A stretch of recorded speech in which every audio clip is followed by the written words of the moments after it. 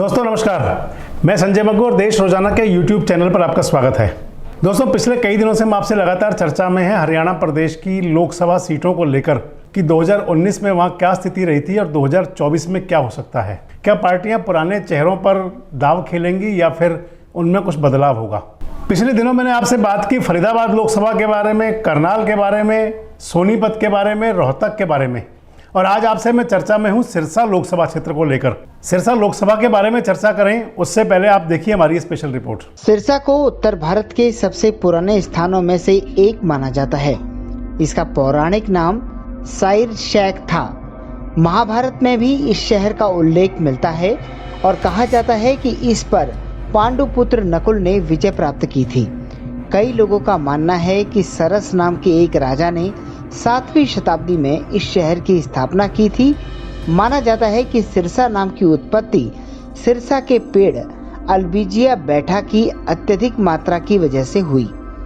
मुगलों, मराठों, ब्रिटिश हुकूमत के बाद भटियाना और हिसार जिले के साथ पूरे दिल्ली क्षेत्र को 1858 में पंजाब में ट्रांसफर कर दिया गया और भटियाना की कूच को सिरसा नाम दिया गया। 1861 में रानिया परगना के टीबी मार्ग के 42 गांवों को तत्कालीन राज्य बीकानेर में ट्रांसफर कर दिया गया था। सिरसा, डबवाली और फजिल्का के 3 तहसीलों का निर्माण किया गया। सिरसा जिला 1984 में खत्म कर दिया गया था और सिरसा तहसील 199 गांवों से मिलकर डबवाली तहसील के 126 गांवों ने एक तहसील का निर्माण किया। आज़ादी के बाद तक कोई बदलाव नहीं हुआ, लेकिन 1906 में सिरसा तहसील से बीकानेर के तत्कालीन राज्य में एक गांव को ट्रांसफर कर दिया गया था। सिरसा लोकसभा निर्वाचन क्षेत्र पूरे सिरसा और फतेहाबाद जिले में और जींद जिले के हिस्से को कवर करता है। 1967 में अपनी स्थापना के बाद से अनुसूचित जाति के उम्मीदवारों के लिए आरक्षित है। इसके विधानसभा क्षेत्रों की बात की जाए तो उसमें नरवाना, टोहाना, फतेहाबाद, रतिया, कालावाली, डबवाली, रनिया, सिरसा और एलनाबाद शामिल हैं। सिरसा धर्म, राजनीति और साहित्य के क्षेत्र में अपनी अलग पहचान रखता है। इसके साथ ही कृषि के क्षेत्र में भी सिरसा का नाम अग्रणी है। पंजाब, राजस्थान से घिरे लोकसभा संसदीय क्षेत्र में गेहूं, कॉटन की बम्पर पैदावार होती है। और इसी के साथ राजनीति के क्षेत्र की बात की जाए तो हरियाणा प्रदेश में देखा गया है कि सबसे ज़्यादा वोटिंग भी सिरसा में ही होती है। सिरसा लोकसभा सीट के गठन के बाद से ही सुरक्षित है। इस सीट का मिला जुला राजनीतिक टेस्ट रहा है और यहाँ मतदाता कांग्रेस और गैर कांग्रेस के नेता लगभग समान अनुपात में चुनाव जीतते रहे हैं। सिरसा लोकसभा क्षेत्र का गठन 1962 में हुआ था। तब से इस सीट पर केवल एक बार 2019 में बीजेपी को जीत मिली। कहा जाता है कि बीजेपी कभी सीट लेकर गंभीरता से सोचती ही नहीं थी और यही कारण था कि 2014 में बीजेपी ने गठबंधन के बाद इस सीट को हरियाणा जनहित कांग्रेस के लिए छोड़ दिया था। इस सीट पर 1962 से 2019 तक कांग्रेस ने 9 बार जीत हासिल की। INLD को 1989, 98, 99 और 2014 में जीत मिली। चूँकि इनेलो सुप्रीमो ओम प्रकाश चौटाला का सिरसा गृह जिला होने से यहाँ फतेहाबाद को मिलाकर उसका अच्छा प्रभाव रहा। मोदी लहर में भी इनेलो ने 2014 में लोकसभा सीट जीतने के 6 महीने के बाद हुए विधानसभा चुनाव में भी 9 में से 7 सीटों पर कब्जा जमा लिया। चौटाला परिवार में फूट के बाद दुष्यंत के जज्बा बनाने का असर भी इसी चुनाव में देखने को मिला। लोकसभा क्षेत्र डेरा सच्चा सौदा का मुख्यालय भी रहा, जिसके प्रमुख राम रहीम को जेल डाल दिया गया और डेरे के अनुयायी भारतीय जनता पार्टी से नाराज हुए थे। लेकिन साल 2019 लोकसभा सीट बीजेपी के नाम रही। पहली बार चुनावी मैदान में उतरी भारतीय जनता पार्टी की सुनीता दुग्गल ने यहां से शानदार जीत दर्ज की। दोस्तों जिस प्रकार पूरे हरियाणा के अंदर 2019 के लोकसभा चुनाव में प्रधानमंत्री मोदी का जादू चला था, प्रधानमंत्री मोदी की लहर चली थी, या ये कहें कि मोदी लहर के रथ पे सवार होकर भारतीय जनता पार्टी ने जैसा प्रदर्शन किया था, सिरसा भी उससे अछूता नहीं था और सिरसा के अंदर भी पहली बार कमल खिला था। सिरसा लोकसभा क्षेत्र के अंदर पहली बार सांसद बने भारतीय जनता पार्टी के, और मौका मिला सुनीता दुग्गल को। सेवानिवृत्त IRS अधिकारी हैं और उनके पति राजेश दुग्गल भारतीय पुलिस सेवा में हैं और आजकल बल्लभगढ़ में DCP हैं। सुनीता दुग्गल ने लोकसभा के चुनाव में 2019 में कांग्रेस के जो प्रत्याशी थे अशोक तंवर, जो पूर्व में सांसद रहे थे, उनको लगभग 3,10,000 वोटों से भी ज़्यादा वोटों के अंतर से चुनाव में हराया था। तीसरे नंबर पर वहाँ चुनाव में रहे थे निर्मल सिंह और चौथे नंबर पर रहे थे पूर्व सांसद INLD के चरण सिंह रोड़ी। आम आदमी पार्टी के प्रत्याशी भी थे, लेकिन करिश्मा नहीं कोई कर पाए थे, और करिश्मा कहीं तो कोई भी नहीं कर पाया था, क्योंकि 3.25 लाख वोटों का लगभग जो अंतर होता है, बहुत बड़ा अंतर होता है।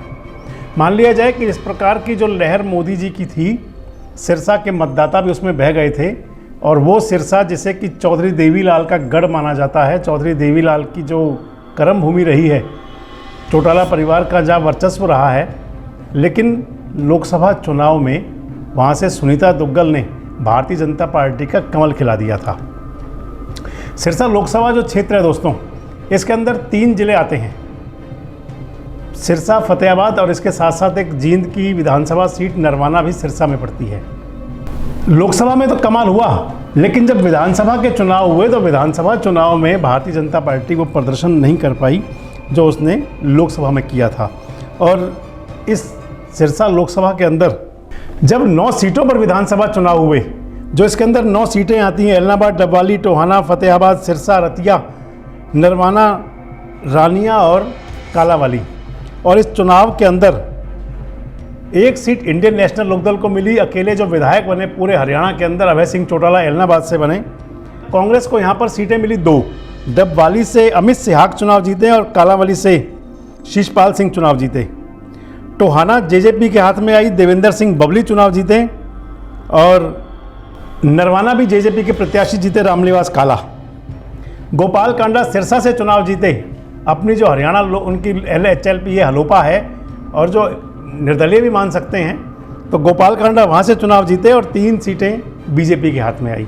तो मान लिया जाए कि लोकसभा चुनाव के अंदर जितना अच्छा प्रदर्शन था, विधानसभा में वो प्रदर्शन रिपीट नहीं हो पाया। अब 2024 की तैयारी है। 2019 के चुनाव परिणाम को देखते हुए, जिस प्रकार का चुनाव परिणाम 2019 का था, क्या फिर से किसी ऐसे करिश्मे की उम्मीद है या चुनाव परिणाम वहाँ का कुछ बदला होगा?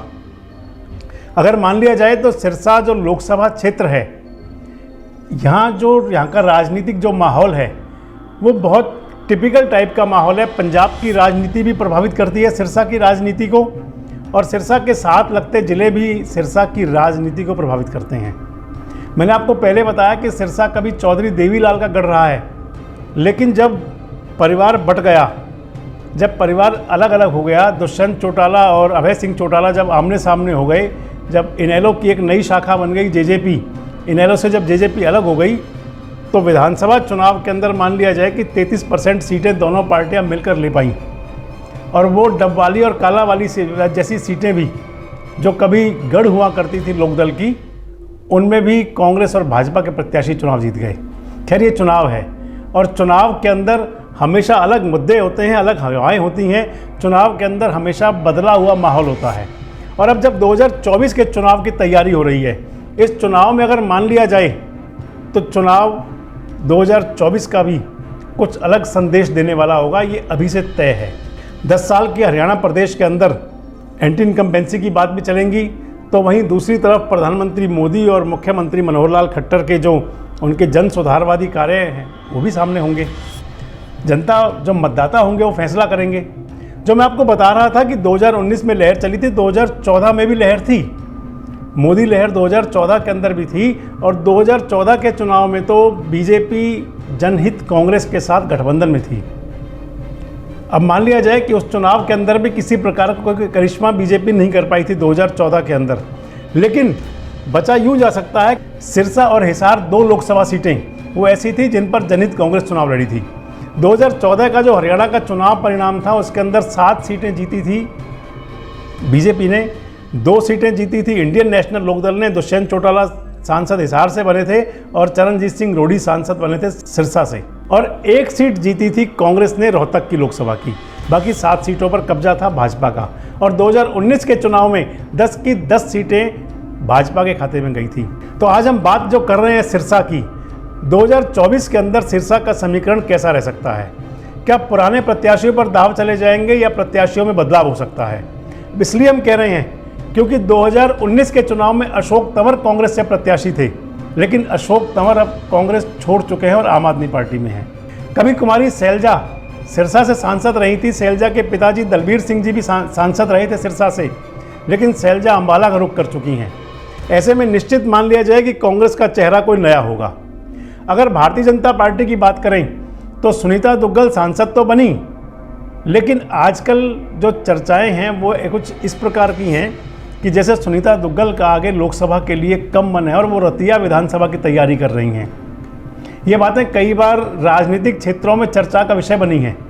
हालांकि 2019 के चुनाव में सुनीता दुग्गल ने जिस बड़े अंतराल से चुनाव में जीत दर्ज की थी, वो 2024 के चुनाव में अगर सुनीता दुग्गल पर ही दाव चला जाता है, अगर सुनीता दुग्गल को ही भाजपा अपना प्रत्याशी बनाती है, तो क्या वो फिर वो करिश्मा कर पाएंगी? वैसे तो ये भविष्य गर्भ की बातें हैं, लेकिन दूसरी बात ये भी है कि सुनीता दुग्गल 2024 के लोकसभा चुनाव में सीट बदलना चाहती हैं और विधानसभा में जाना चाहती हैं। इस प्रकार की चर्चाएं वहाँ राजनीतिक हलकों में आम हैं।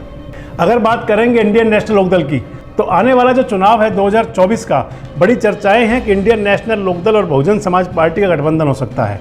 एक बड़ी चर्चा ये भी है कि इंडियन नेशनल लोकदल और अकाली दल बादल इकट्ठे हो सकते हैं।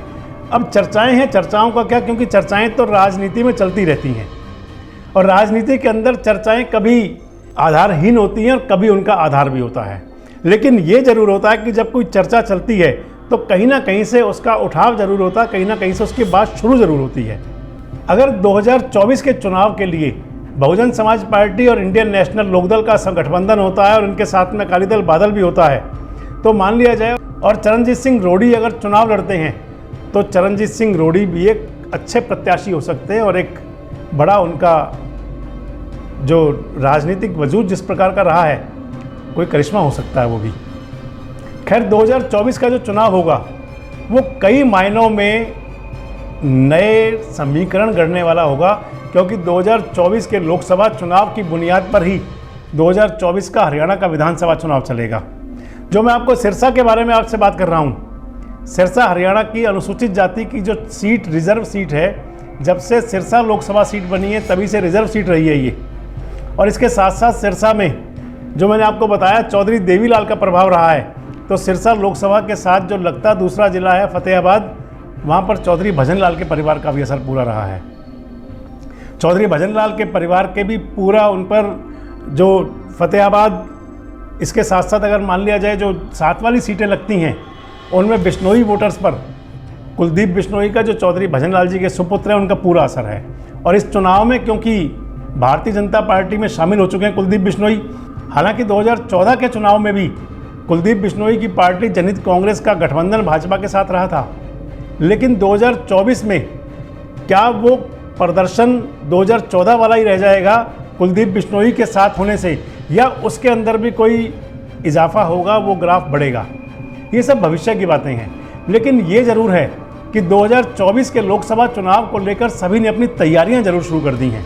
जब चुनाव होगा और जब प्रत्याशी तय हो जाएंगे, चुनाव के जब नए मुद्दे होंगे, चुनाव की जब नई परिभाषाएं गढ़ी जाएंगी, उसके आधार पर फैसला होगा कि जनता जनार्दन अपना क्या फैसला लेती है।